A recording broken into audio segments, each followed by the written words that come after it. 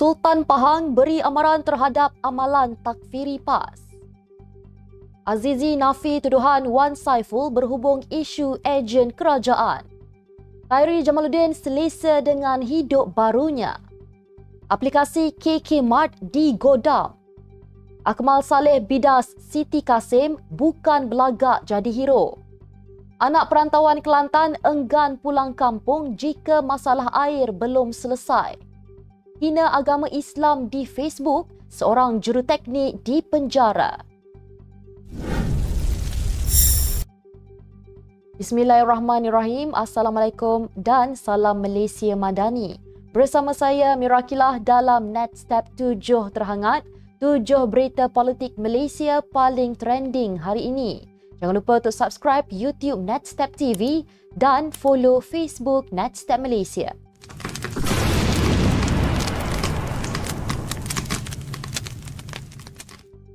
Sultan Pahang Al-Sultan Abdullah Riayatuddin Al-Mustafa Billah Shah memberikan amaran kepada rakyat Pahang agar tidak mengamalkan perkara yang disebarkan oleh PAS seperti amalan takfiri dan sembahyang dua imam. Baginda bertitah penyakit-penyakit lama ini harus diharamkan dan jika terdapat masjid yang membenarkan ia terjadi, mereka perlu ambil tanggungjawab. Menerusi satu rakaman video TikTok yang telah tersebar, baginda memberi amaran kepada semua pihak untuk menjaga kesucian masjid dan tidak terlalu ego dalam berpolitik. Harapan baginda adalah rakyat Pahang perlu menjadikan negeri tersebut dalam keadaan aman, sentosa dan harmoni tanpa amalan-amalan yang boleh menjejaskan akidah umat Islam. Untuk rekod, fenomena sembahyang dua imam dan takfiri telah bermula dalam era 1980-an susulan Amanat Hadi dan ia masih lagi diteruskan. Muhammad Azizi Abu Naim menafikan dakwaan yang dibuat oleh Datuk Wan Saiful Wan Jan atas alasan ia adalah fitnah yang dibuat untuk mencemarkan nama baiknya. Katanya beliau hanya mengetahui perkara itu selepas Wan Saiful membuat kenyataan.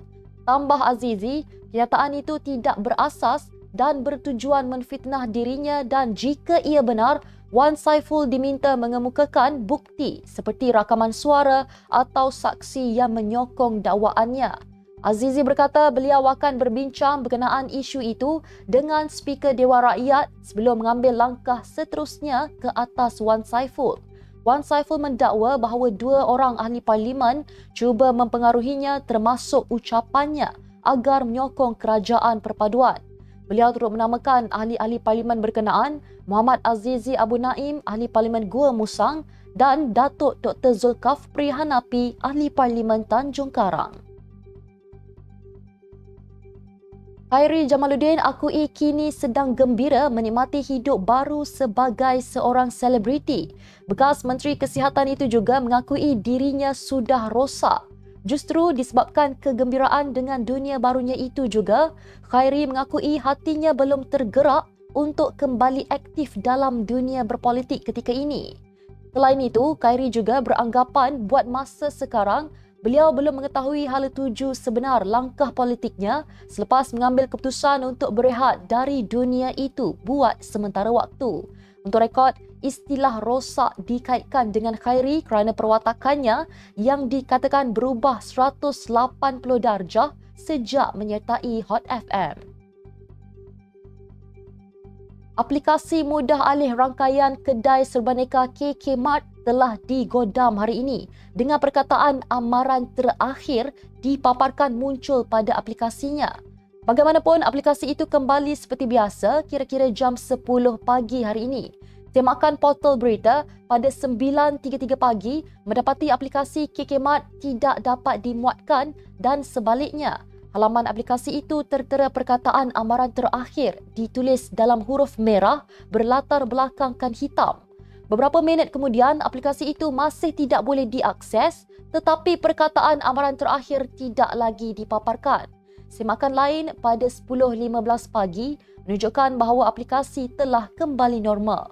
Pada 13 Mac, rangkaian kedai serbaneka itu mengesahkan bahawa cawangannya di Bandar Sunway di Petaling Jaya menjual stokin yang tertera kalimah Allah. Ketua Pemuda UMNO Dr. Muhammad Akmal Saleh hari ini membidas Peguam Siti Kasim yang menuduhnya mahu menjadi hero dalam isu kalimah Allah pada Stokin. Pengerusi Jawatan Kuasa Kemajuan Desa, Pertanian dan Keterjaminan Makanan Negeri Melaka itu berkata, beliau bukan menjadi seorang hero tetapi hanya menjalankan tanggungjawab sebagai seorang Muslim. Menurutnya, seorang Muslim biarpun tidak mempunyai keimanan yang tebal, pasti akan bertindak seperti yang dilakukannya apabila agama Islam dihina. Semalam, Siti Kasim dilaporkan berkata, Muhammad Akmal tidak mewakili masyarakat Melayu dan pendiriannya itu hanyalah berkepentingan politik yang bertujuan meraih sokongan orang Melayu Islam kepada UMNO. Sampai bila isu bekalan air ini akan selesai? Itulah persoalan yang dilontarkan penduduk di Kampung Kemubu, Dabong, Kuala Krai mengenai masalah gangguan bekalan air yang menghantui mereka sejak setahun lalu. Masalah itu menjadi lebih kronik apabila penghuni di 50 buah rumah terpaksa menyambut Ramadan tanpa bekalan tersebut. Pengerusi Persatuan Warisan Anak Krai, Hamidi Hamzah berkata, mereka sudah hilang sabar selepas menerima ugutan daripada anak-anak di perantauan yang enggan pulang beraya jika masalah itu gagal diselesaikan. Menurut beliau, penduduk di sini terpaksa bersusah payah memunggah air dari kawasan kejiranan berhampiran menggunakan botol, bersengkang mata bermula jam 2 hingga 6 pagi untuk menadah air serta ada yang terpaksa mandi di sungai berhampiran. Bagi seorang penduduk kampung yang dikenali sebagai Aziz Ibrahim berkata, pada cuti tahun baru Cina baru-baru ini, anak-anak dan cucu-cucunya terpaksa lari ke lokasi lain kerana masalah air. Ujarnya, sepanjang Ramadan mereka mengalami kepenatan melampau serta sukar melakukan ibadah dengan sempurna kerana masalah air. Seorang juruteknik dijatuhi hukuman penjara 6 bulan dan denda RM12,000 selepas mengaku bersalah di Mahkamah Session hari ini kerana membuat hantaran menghina agama Islam berkaitan isu penjualan stokin tertera kalimah Allah di Facebook miliknya 4 hari lepas. Hakim Suzana Hussein juga memerintahkan Chiok Wai Long, 35 tahun, dipenjara 3 bulan jika gagal menjelaskan denda dan hukuman penjara bermula dari tarikh tangkap iaitu 20 Mac lepas. Lelaki itu didakwa membuat dan memulakan penghantaran komunikasi yang jelek dengan niat untuk menyakitkan hati orang lain melalui aplikasi Facebook menggunakan nama profil Chiok Wai Long pada 18 Mac lepas yang kemudiannya dilihat di Taman Sri Jati Brickfields pada 3 pagi hari yang sama.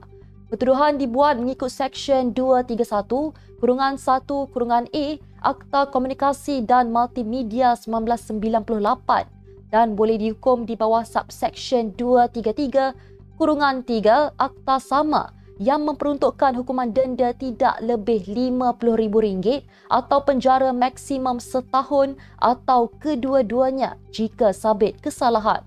Pada prosiding itu, Timbalan Pendakwa Raya Datin Kalmizah Saleh memohon hukuman berat dikenakan sebagai pengajaran selain terdapat 24 laporan polis diterima berkaitan perbuatan tertuduh. Sekian sahaja 7 terhangat hari ini. Jangan lupa bersama saya setiap hari pada waktu yang sama untuk ikuti 7 berita politik Malaysia paling trending hanya di 7 terhangat. Follow Facebook Netstep Malaysia dan subscribe YouTube Netstep TV. Netstep Malaysia menjangkau informasi, mengorak inspirasi. Saya Mirakilah, Assalamualaikum dan salam sejahtera.